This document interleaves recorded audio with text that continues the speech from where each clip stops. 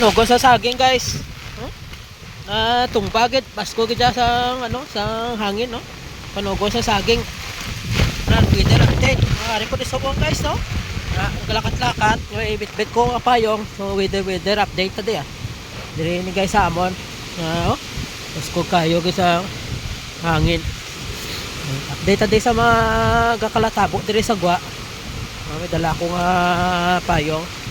May nabakal ko ka pandisal sa gwa oh. Mga Pasko gid.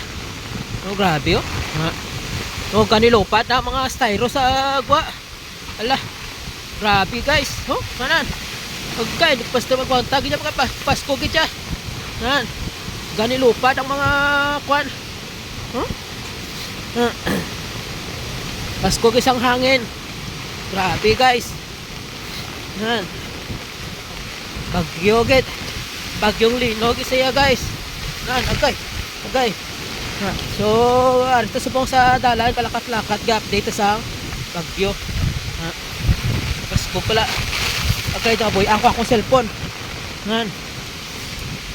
So, lakat-lakaton tani dire guys oh. Kung ano man dire ang sitwasyon man dire sa may gwa. Nan. Oh. Pasko gid ya tama ya.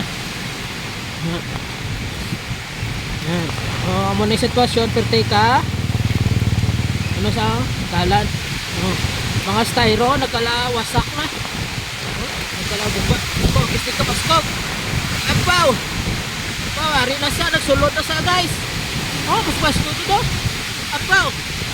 Hindi po ka delikado. Ala. Ala, Diyos ko. Ala. Grabe.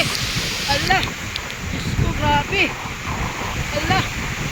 Grabe guys, Pasko gidya. As in. Oh. Pasko gidya sang hangin niya. Ala. Diyos ko Lord. Oh.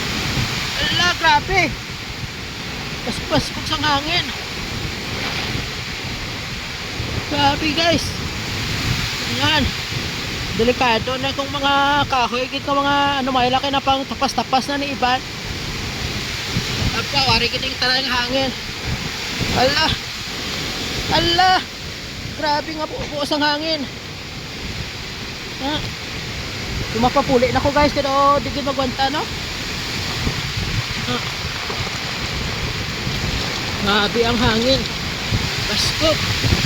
Yan. Ala do di apugan. Ala. Ako nga pa